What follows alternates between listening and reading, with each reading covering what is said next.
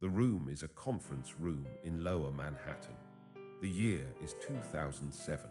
The man sitting across from the attorneys does not look like someone who has anything to hide. He is 60 years old. He is tanned. He has spent the better part of 3 decades telling anyone who will listen that he is worth billions.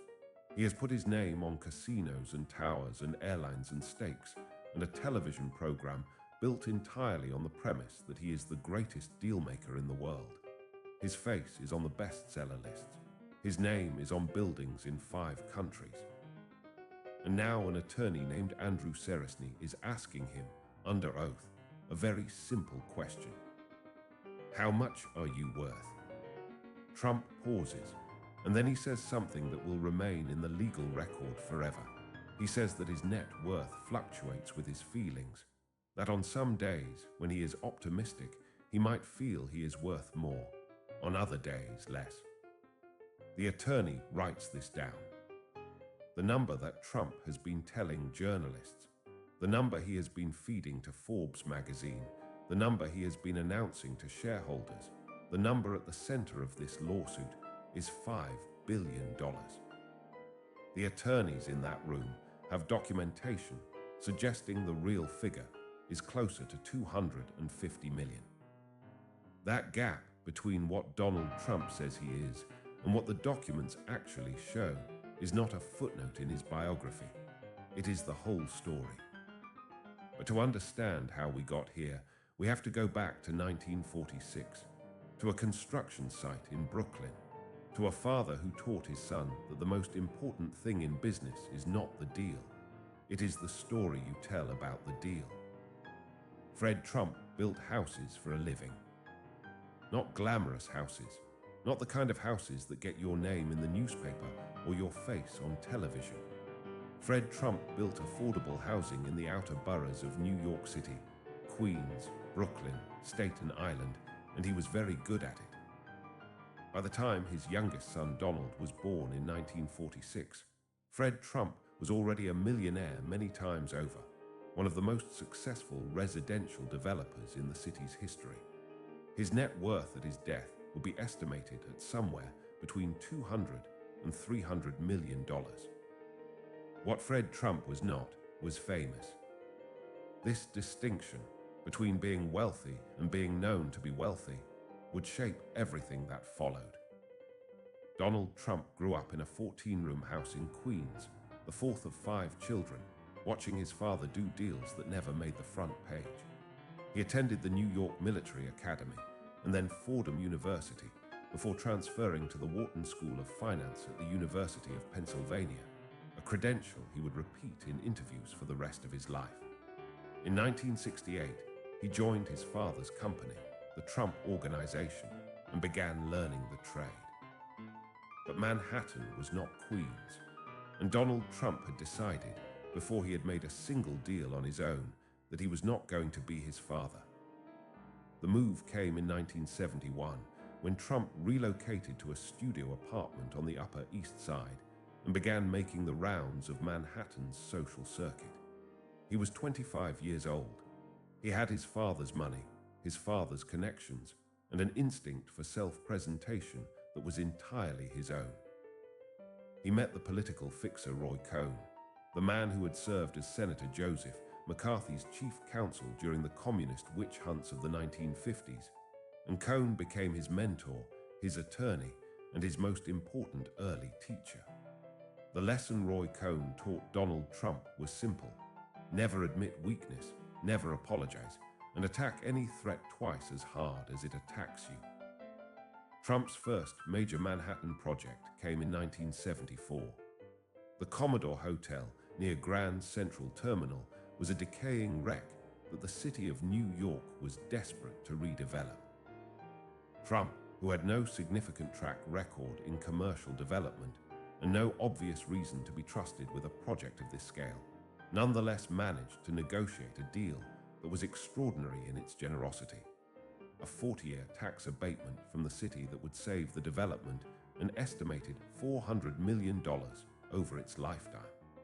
The city was so eager for investment and so willing to believe Trump's projections that it essentially handed him the keys. The hotel reopened in 1980 as the Grand Hyatt. It was successful. Trump had not built it alone. Hyatt was his partner, and his father's relationships and financial backing were essential. But the name above the door was his, and when the cameras arrived, he was the one standing in front of it. This was the template. In 1983, Trump Tower opened on Fifth Avenue.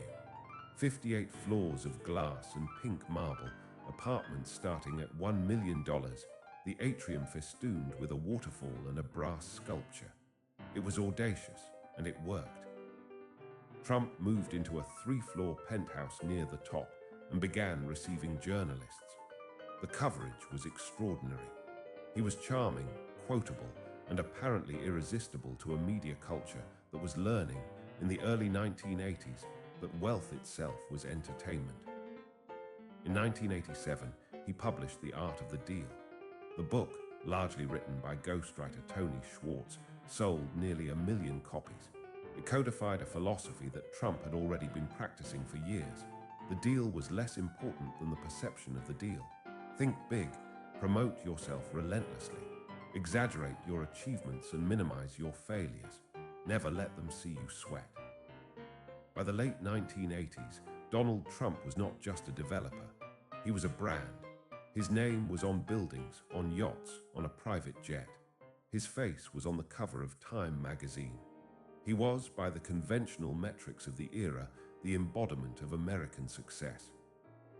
And then he made a decision that would take all of it apart. The casino was called the Trump Taj Mahal, and it was built to be the 8th wonder of the world. That was not a metaphor. That is what Donald Trump said in his own words to anyone who would listen. The Taj Mahal in Atlantic City, New Jersey, 1,200 slot machines, 170 gaming tables, the largest casino floor in the world when it opened in April 1990, was going to prove, once and for all, that Donald Trump was not merely successful. He was exceptional. The problem was the financing. The Taj Mahal cost nearly $1 billion to build. Trump financed it by issuing junk bonds, high-yield, high-risk debt instruments that carried interest rates as high as 14% annually. The logic was that the casino would generate enough revenue to service the debt. The assumption required everything to go right. Nothing went right.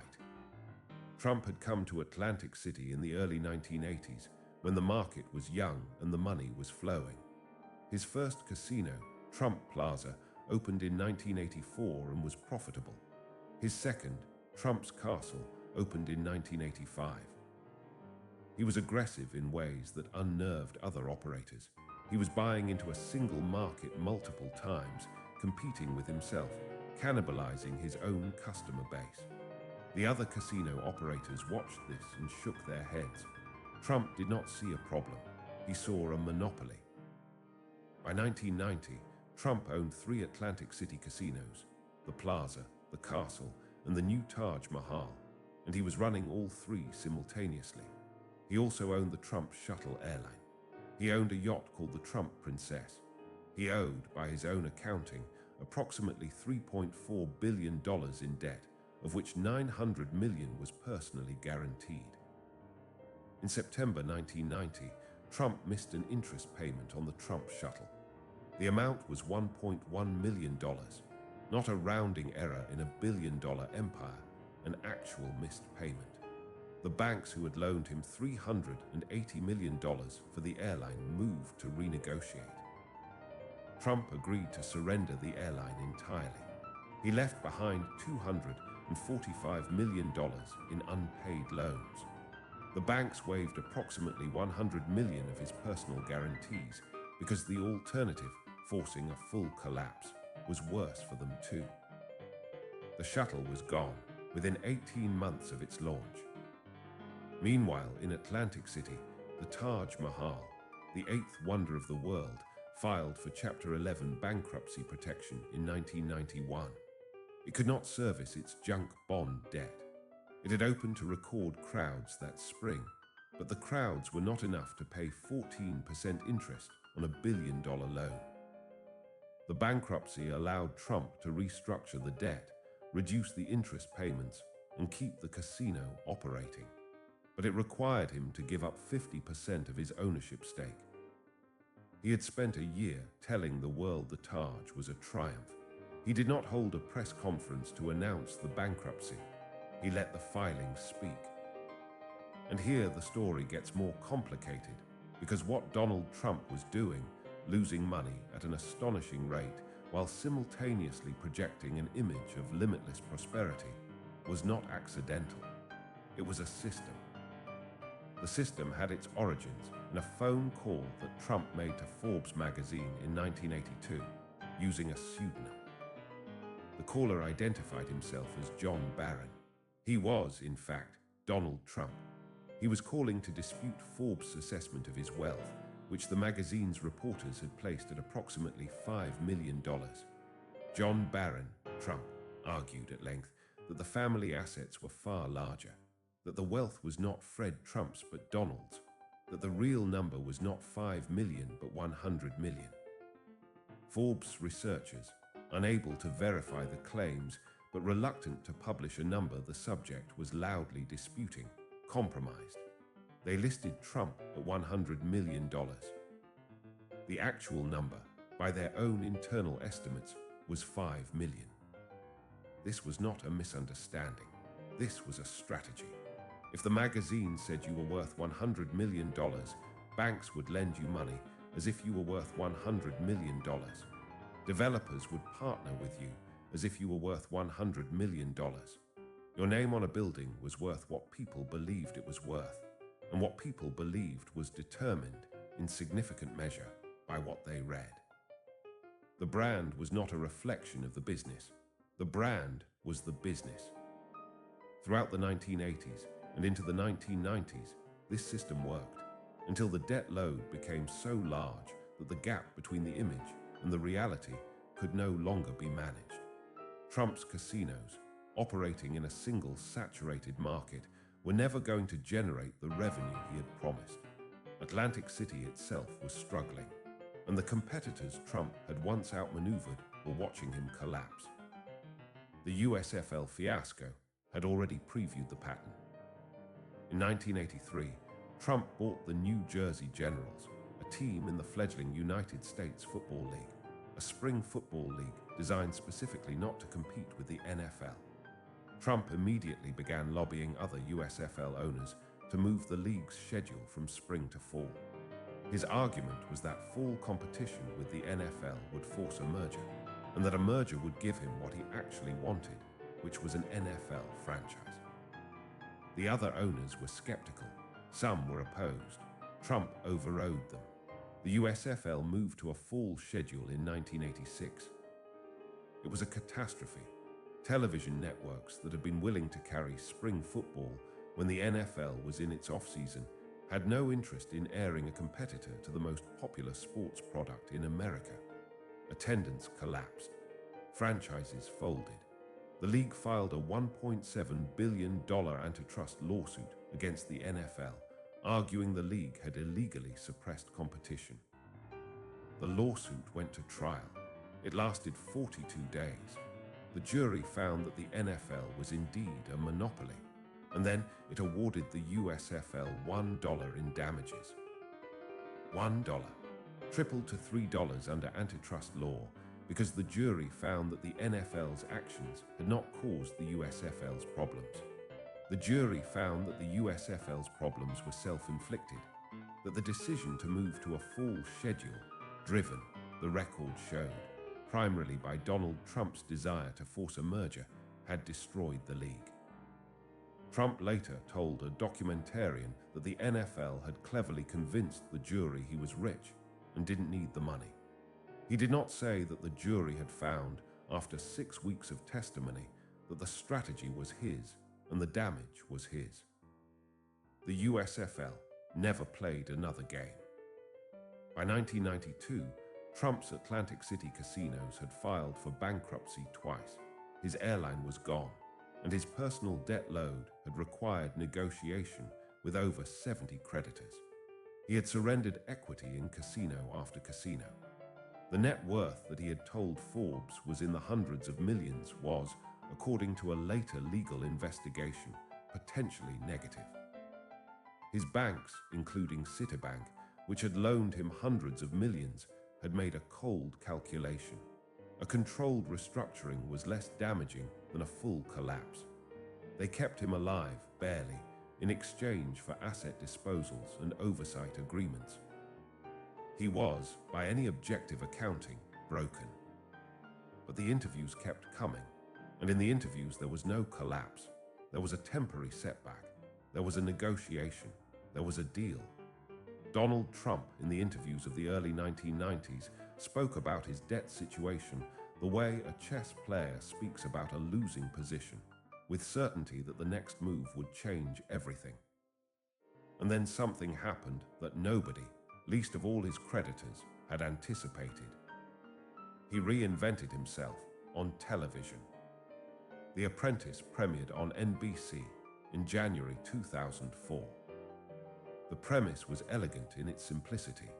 16 contestants competed for a job in the Trump organization, and each week Donald Trump, sitting behind a boardroom table, flanked by his children, projecting absolute authority, pointed at one of them and said the words that would become part of the culture.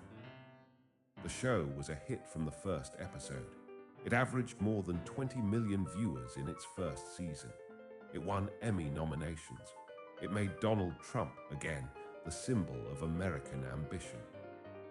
There was something else happening in January 2004. That same month, November 2004, to be precise, Trump Hotels and Casino Resorts, the publicly listed company that operated Trump's Atlantic City properties, filed for bankruptcy. It was the third time Trump-linked casino entities had filed. The New York Stock Exchange had already removed the company from its listings. The stock, which had once traded at $35 a share, was worth pennies. The investors who had trusted Trump's public projections had lost nearly everything. Trump's response was characteristically direct. He pointed out that he was not personally bankrupt. The corporate entities had filed for Chapter 11 protection, he said, as a legal tool to restructure debt. This was technically accurate. It was also a distinction that required one to ignore the fact that he had been the one making the public assurances that the casinos were viable, that the debt was manageable, that the business was strong. When reporters asked about the bankruptcies, 4 casino-linked filings by 2004, Trump said he had used the bankruptcy laws brilliantly, as a smart businessman uses all available legal tools. This was the message. The collapses were not failures, they were strategies. In 2005, Timothy O'Brien, a journalist at the New York Times, published a book called Trump Nation. It was a biography of sorts, largely focused on Trump's business career. O'Brien had done what journalists rarely do. He had found sources with direct access to Trump's actual financial records. And those sources told him that Trump's real net worth was not the $5 billion to $6 billion he had been claiming publicly. It was between $150 million and $250 million. The difference between what Trump was claiming and what the documents showed was, in round numbers, about $5 billion. Trump sued O'Brien for $5 billion in damages. Defamation, he claimed. The lawsuit required Trump to sit for depositions, extended, sworn testimony, in which his financial claims would be examined against the actual records. It was in these depositions, in 2007, that the curtain finally opened. Trump acknowledged, under oath, that he had not kept audited financial statements in many years. He acknowledged that some of the figures he had provided to lenders had been estimates, and he made the statement that would end up in the legal record, that his net worth assessments were influenced by his feelings. That optimism could increase the number. That pessimism could reduce it. His own attorney had once described this as the subjective component of an intangible asset, specifically the Trump brand itself. The brand had a value. That value was whatever Trump said it was on any given day. The court did not accept Trump's defamation claim. The lawsuit was dismissed. His appeal was denied. The appeals court noted in its ruling that it could find no obvious reason to doubt the accuracy of O'Brien's sources. Trump did not acknowledge the ruling. He moved on. And yet the damage to the record, if not to the man, kept accumulating.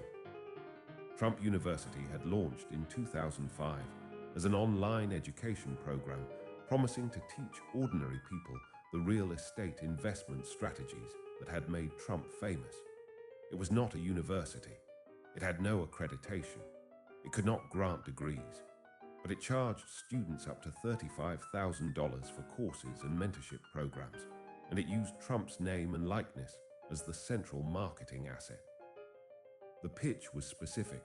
Trump had personally handpicked the instructors.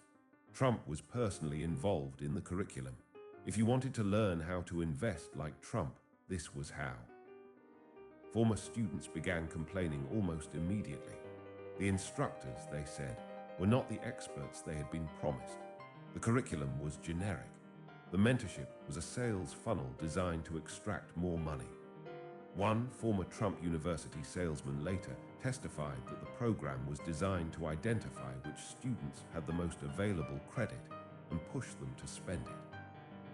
In 2013, the New York State Attorney General filed a lawsuit against Trump University, alleging fraud and illegal operation. Texas and Florida regulators opened their own investigations. The evidence assembled included internal playbooks detailing sales tactics, testimonials from students who had lost savings, and a gap between what the marketing materials promised and what the program delivered that the Attorney General characterized as systematic deception. Trump did not settle. He called the lawsuit politically motivated. He attacked the judge assigned to the case. He held press conferences. He denied everything. And then, in November 2016, 2 weeks after he was elected President of the United States, Donald Trump agreed to a $25 million settlement. No admission of liability. No admission of wrongdoing. $25 million divided among over 6,000 former students, with $4 million going to the state of New York, including up to $1 million in penalties for violating education laws. He had refused to settle for years. He had called the case a disgrace. And then, the moment the election was won, the money went out the door. The pattern that began with the Taj Mahal was complete. The structure fails, the investors lose, the lawsuits settle, and the name on the door moves on to the next thing. Here is what is true. Donald Trump went to Atlantic City and borrowed more than he could repay and filed for bankruptcy protection 4 times. The investors who bought his casino bonds, the shareholders who held his stock, the contractors who built his buildings and sometimes waited years for payment, they absorbed the losses. He retained the name on the buildings. He built a brand on the claim that he was worth billions, told this to journalists, to lenders, to shareholders, and to a jury under oath. And when a reporter found sources saying the real number was a fraction of his claims, he sued for $5 billion and lost. He created an educational program, charged thousands of people tens of thousands of dollars, and settled a fraud lawsuit for $25 million the day the political pressure to fight it disappeared. He lost a football league and was found by a jury to be the author of its destruction. And yet here is also what is true. The television show ran 14 seasons. His brand survived 6 bankruptcies because he understood something about the culture that his creditors and his competitors and most of the journalists covering him did not. He understood that failure in America does not necessarily destroy a public identity. That the story of the comeback is often more compelling than the story of the success. That enough people will look at a man who lost everything and built it back, or said he did, and see not a cautionary tale but an inspiration. The gap between Donald Trump's actual business record and his public image is not a gap that he hid from the public. It is a gap that the public, in significant measure, chose to ignore. Forbes magazine knew by 1985 that the numbers he was supplying were inflated. They published them anyway because he fought hard enough and loud enough that the path of least resistance was to split the difference. The banks that loaned him hundreds of millions of dollars knew his projections were optimistic. They loaned the money anyway because the downside, publicly forcing a collapse of one of America's most famous businessmen, was worse for their own reputations than the upside of a restructured loan. The brand survived because so many of the people who encountered it made a calculation that the fiction was worth maintaining. There is a 2007 deposition in a Manhattan conference room in which Donald Trump, under oath, explains that his net worth is partly a function of his feelings. His attorneys argued, in subsequent filings, that this was simply an acknowledgement that brand value is inherently subjective. This is not wrong. A brand is worth what people believe it is worth. The Trump brand for decades was worth what enough people believed it was worth. What that says about the man, you can decide for yourself.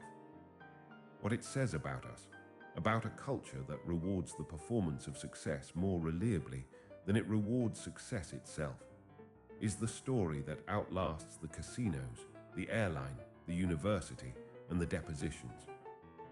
Because Donald Trump did not invent the gap between image and reality in American business. He simply built a career on the premise that the gap would never close. And for a very long time, he was right.